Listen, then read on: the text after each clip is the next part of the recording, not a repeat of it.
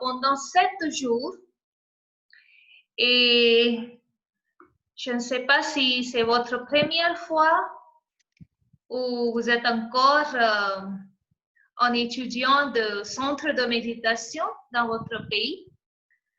Mais bon, bienvenue à tous pour le cours du Raja Yoga de la méditation.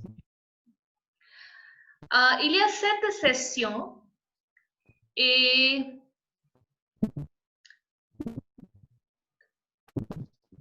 aujourd'hui, c'est notre premier jour. On va savoir ou comprendre qui suis-je. C'est notre première leçon. Et je vais vous expliquer aussi qu'est-ce que c'est la Raja Yoga méditation. Raja veut dire le maître ou suprême. Et yoga, ça veut dire connexion, union. Et méditation, ça veut dire guérison. Donc, il faut savoir qui médite et avec qui on se connecte. Qui connecte et avec qui.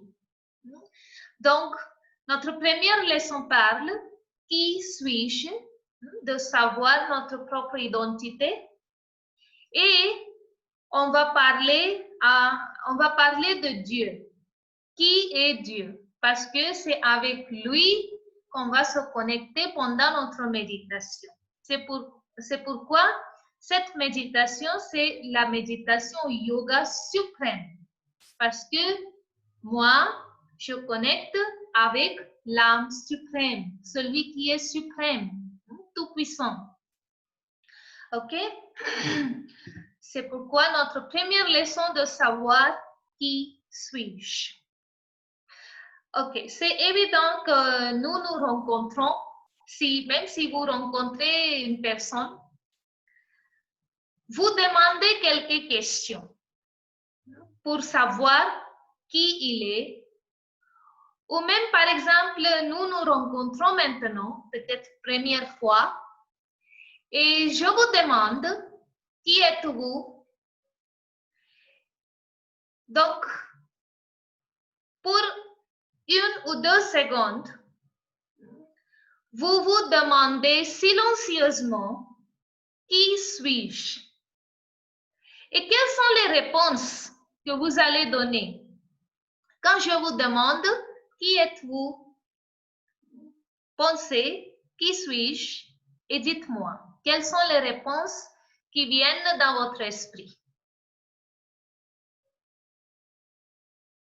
Vous pensez silencieusement, posez cette question à vous-même.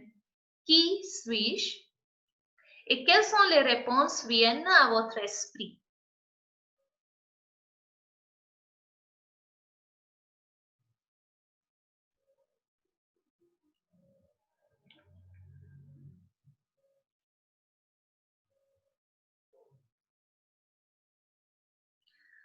Voilà. J'espère que vous avez bien pensé. Il y a quelqu'un qui veut dire?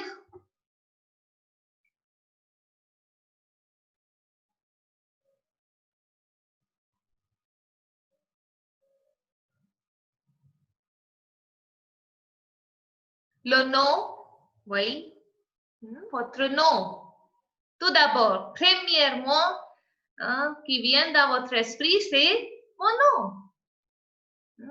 Et puis, la nationalité, je suis africain, je suis indien, ou bien la profession, je suis docteur, ou je suis professeur, ingénieur, charpentier, etc.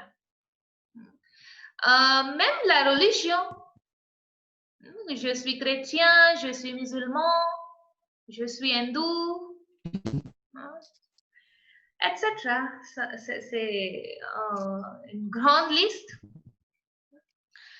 Alors, le nom, on tous connaît, on sait que quand quelqu'un est né, pendant 2 jours, jusqu'à qu'il va, le parent va à la mairie pour, je ne sais pas, pour enregistrer son nom. Ça prend presque 2 jours. Donc, qu'est-ce que vous pensez? Vous recevez votre nom dans 2 jours, après votre naissance. Donc, pendant 2 jours, vous n'existez pas.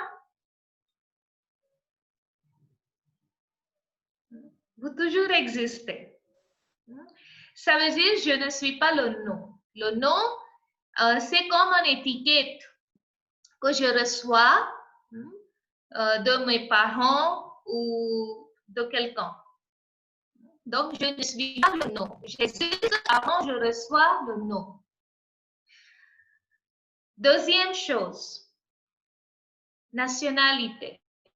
Je dis je suis africain, je suis américain, mais nationalité nous dit d'où je viens.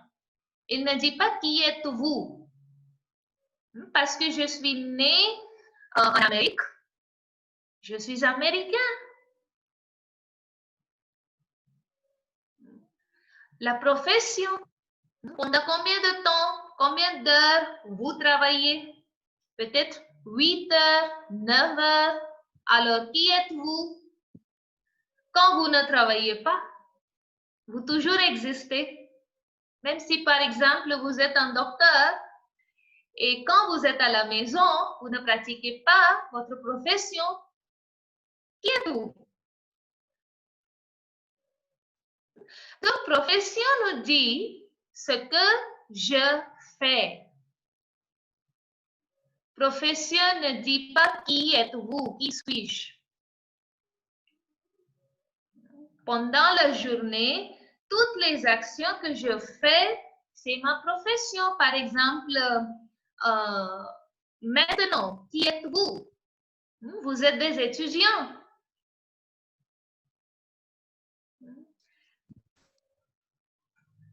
Quand vous êtes dans la cuisine, vous êtes cuisinier. Quand vous êtes dans votre voiture, vous êtes chauffeur. Donc, vous changez votre profession pendant la journée. Donc, je ne suis pas la profession. J'existe après et avant quand je pratique ma profession. Donc, le nom, je ne suis ni le nom, ni la nationalité, ni la profession, ni la religion. Parce que je suis née dans une famille musulmane, je suis musulman. Si j'étais née dans une famille chrétienne, je serais un chrétien. Mais si vous voyez que c'est passé dans votre esprit quand vous avez demandé vous-même qui je suis, le nom, nationalité, profession, genre, âge, sexe, etc. Tous sont changeables. On peut les changer. Et ça change avec le temps aussi. Ça ne reste pas toujours la même. Et en général, nous disons, nous sommes des êtres humains. Alors, qu'est-ce que c'est un être humain? C'est une combination d'être et humain. Alors, qu'est-ce que c'est humain? Humain, ça veut dire quelque chose physique. Ça veut dire le corps. Humain veut dire le corps. Être et métaphysique. L'âme. Donc, je suis une combination du corps et l'âme. C'est pourquoi on dit nous sommes des êtres humains. Être, l'âme. Humain, ça veut dire corps. Alors, le corps est physique. L'âme est métaphysique. Le corps est mortel.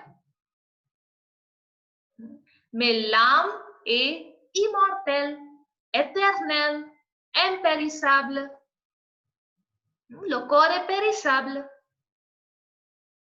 Le corps est visible.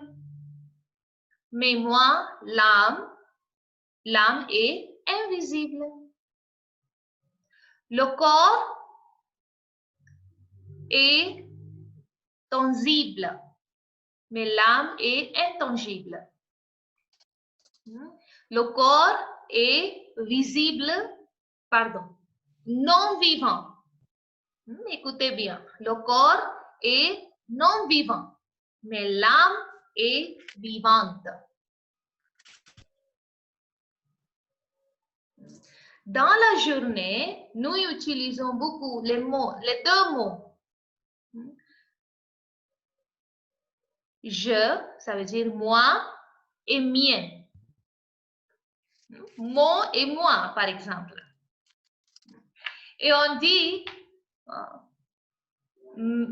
ma maison, ma famille, mes l'argent, ma position, mon corps, mes enfants. Quand vous avez mal à la tête, qu'est-ce que vous dites? J'ai mal à la tête. Ou bien, ma tête a mal. OK? Mais pas moi, la tête a mal. J'ai mal à la tête. Par exemple, c'est une chose, moi et moi. Cette maison m'appartient. Ça veut dire c'est ma maison. J'habite dans cette maison. Alors, qui suis-je? Je suis la propriétaire de cette maison. Et ça veut dire, je ne suis pas la maison. C'est clair. Hein? C'est ma maison, j'habite dans cette maison, je suis la propriétaire de cette maison, mais je ne suis pas la maison. De la même façon, on dit, c'est mon corps. C'est mes yeux. On n'a jamais dit c'est moi les yeux, c'est moi les pieds. Non, c'est mes pieds, c'est mon corps, c'est mes yeux, c'est ma bouche. Ça veut dire qui suis-je? Je ne suis pas le corps, c'est mon corps, ce corps m'appartient. J'habite dans ce corps, je suis le maître de ce corps, mais je ne suis pas le corps. Alors, qui suis-je? Je suis une âme. Je suis une âme, être. Alors, on va voir qu'est-ce que c'est humain et qu'est-ce que c'est l'âme. J'espère que le français que je parle, vous comprenez bien. Oui, il n'y a pas de problème. OK, parce que je parle après 10 ans. Donc, et je ne suis pas française, alors. Bon, merci. Mais c'est formidable. Mais c'est formidable. Merci. Bon, le corps. Tout d'abord, on va savoir qu'est-ce que c'est le corps. Le corps, ça veut dire les 5 éléments. Le corps est fait de 5 éléments. La terre, le ciel, l'air, le feu et l'eau. 5 éléments. Je répète, la terre, le ciel, l'eau, l'air et le feu. Donc, comme le corps est fabriqué de ces 5 éléments, ont tous besoin physiquement pour survivre. Tous ces 5 éléments. On ne peut pas vivre sans les éléments, sans ces 5 éléments.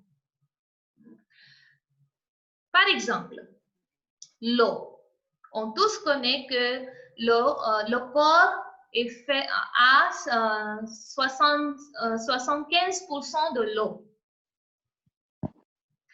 Et quand le pourcentage diminue un peu dans le corps, vous avez soif et vous prenez de l'eau. Donc, quelle est la loi? J'ai besoin de ce que je suis fait. J'ai besoin de l'eau parce que le corps a de l'eau. Le corps est fait de l'eau. C'est pourquoi j'ai besoin de l'eau.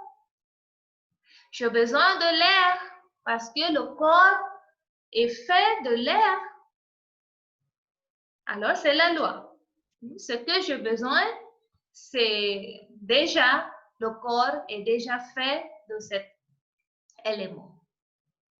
Alors, spirituellement, pensez qu'est-ce que nous tous avons besoin. Pourquoi vous êtes ici pour apprendre la méditation? Pour avoir quoi?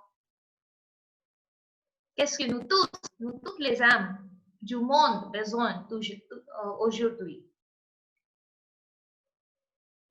La paix?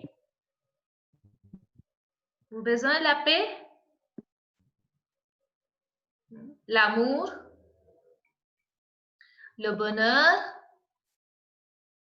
Est-ce qu'il y a quelqu'un qui dit, non, je n'aime pas le bonheur, j'aime la peine?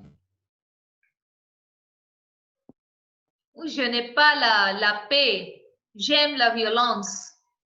Il n'y a personne. Personne. Donc, tout le monde, toutes les âmes du monde ont besoin de la paix, le bonheur, l'amour, la félicité, la sagesse, la pureté. Pourquoi?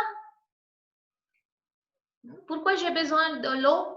Parce que le corps a fait de l'eau. Alors, pourquoi j'ai besoin de la paix? Parce que c'est la caractéristique où ce sont des qualités ou des vertus originelles de l'âme. Je suis la paix. Je suis l'amour. Je suis bonheur.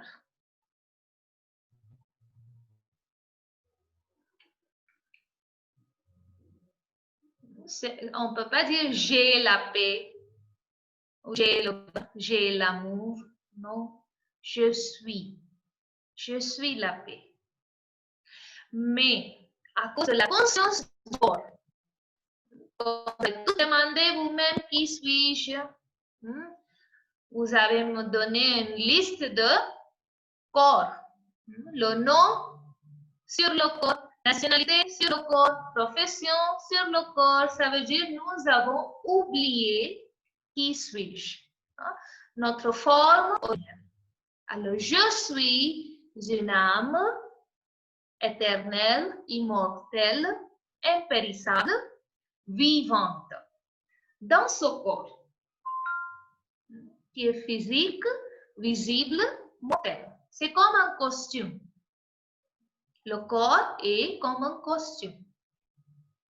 Que moi, l'âme, je porte ce costume pour jouer mon rôle. Alors, quelle est la forme de l'âme? La science scientifique dit l'âme, par exemple, c'est comme une énergie. L'énergie dans la forme de la lumière. Alors, moi, l'âme, je suis lumière. Un point de lumière, comme invisible, infinitésimal, un point de lumière. Et quelles sont mes qualités originelles? L'âme est faite de 7 qualités. Comme le corps est fait de 5 éléments, l'âme est faite de 7 qualités. De sagesse, pureté, la paix, l'amour, félicité, bonheur et pouvoir. Je répète. Sagesse, pureté, paix, l'amour, bonheur, félicité, pouvoir. Ce sont mes qualités originelles. Je suis une âme paisible. Je suis une âme puissante. OK? Alors, à quelle place l'âme se situe? L'âme est située à quelle place dans le corps? Parce qu'on peut dire l'âme est comme une énergie et cette énergie dirige le corps. Alors, c'est asseoir partout dans le corps. Quelle est votre opinion? Il y a différentes opinions. Il y a beaucoup, majorité disent l'âme se situe dans le cœur. Dans le cœur. Mais dans nos jours, on sait que le cœur peut être transplanté. On peut transplanter le cœur. Et vous pouvez vivre avec un cœur en plastique.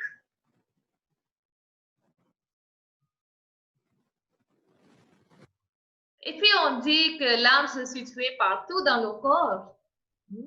Donc on peut dire l'âme est comme un conducteur, chauffeur, et le corps est comme une voiture. Alors, pour conduire la voiture, pensez-vous que le conducteur doit être assis partout dans la voiture? Non. Il a une place spécifique pour conduire la voiture. Alors, moi, l'âme, je m'assois ici au centre du front. Il y a pare-brise aussi comme mes yeux pour voir. Et moi, l'âme, je m'assois ici au centre du front et dirige ou contrôle la voiture. Ça veut dire ce corps. Même si vous pensez un peu d'où toutes ces pensées viennent, de quelle partie, vous allez voir que c'est ici. Quand vous pensez, quand vous avez des émotions, ça se passe ici. Alors, parce que moi, cette énergie vivante, cette âme divine, je suis ici, au centre du front et dirige ce corps. L'âme a trois facultés. L'âme a trois facultés. L'esprit, l'intellect et le trait de personnalité. Alors, qu'est-ce que l'esprit fait? L'esprit pense, crée des émotions, des sentiments. Qu'est-ce que l'intellect fait? L'intellect prend décision, analyse.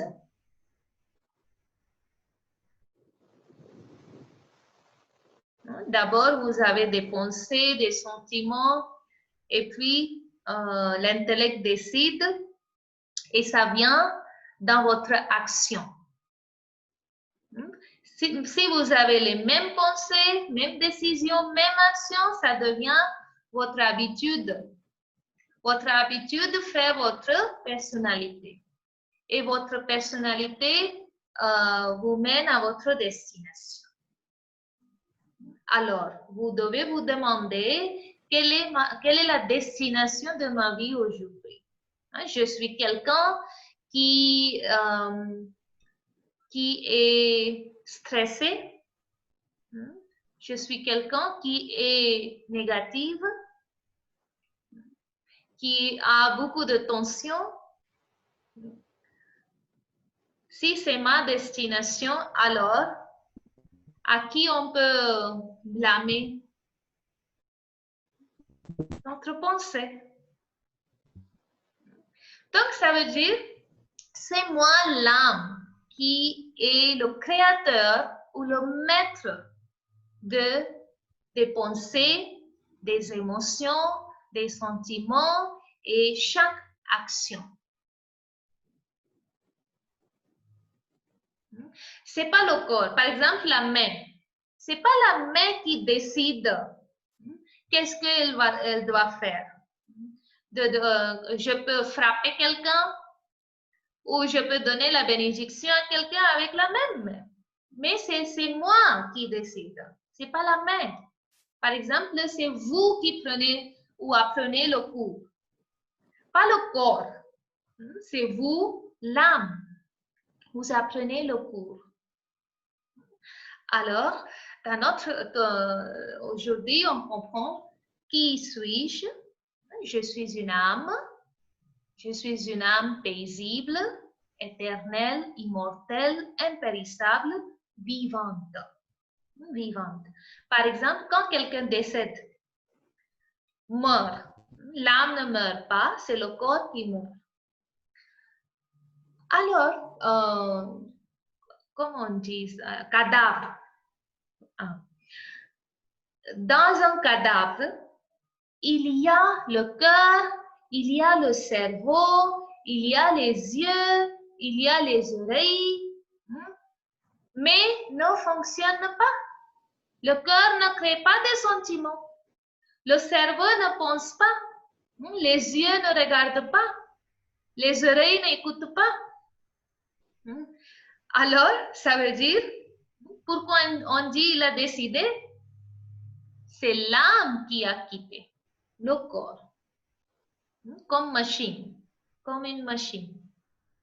Le courant, l'électricité ne passe pas, alors la machine ne fonctionne pas. Ça veut dire c'est moi l'âme qui regarde par ses yeux. C'est moi l'âme qui écoute par mes oreilles. C'est moi l'âme qui pense. C'est moi l'âme qui crée des sentiments et des émotions. C'est moi l'âme qui utilise ce corps pour faire des actions. Est-ce que c'est clair? Ça nous reste 2 minutes parce que cette application de Zoom nous donne 40 minutes en total. Donc, peut-être je vais finir dans 2 minutes parce qu'aujourd'hui, je vois il y a beaucoup de problèmes de la connexion. Donc, on peut apprendre peut-être demain. Je vais encore réviser cette leçon et on va apprendre la deuxième leçon aussi. OK? Donc, aujourd'hui, je vous donne votre devoir de la maison. Si vous avez noté dans votre cahier, c'est bien. Si vous n'avez pas noté, asseyez-vous et la nuit. Et vous vous rappelez, souvenez-vous, qu'est-ce que nous avons fait dans notre cours. Et écrivez, notez bien dans votre cahier. Et puis, vous pensez ou répétez ou révisez la même chose demain matin. Et toute la journée, quand vous travaillez, vous créez une pensée, c'est moi l'âme qui parle avec une autre âme. C'est moi l'âme qui cuisine. C'est moi l'âme qui nettoie la maison. C'est moi l'âme qui conduit. OK? Donc, vous pratiquez d'être conscient de l'âme.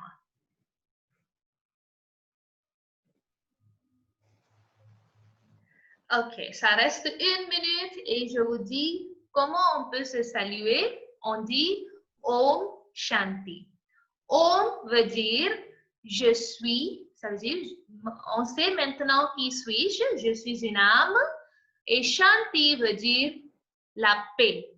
Donc Om Shanti veut dire je suis une âme paisible. C'est comme ça on se salue. OK? C'est comme rappeler.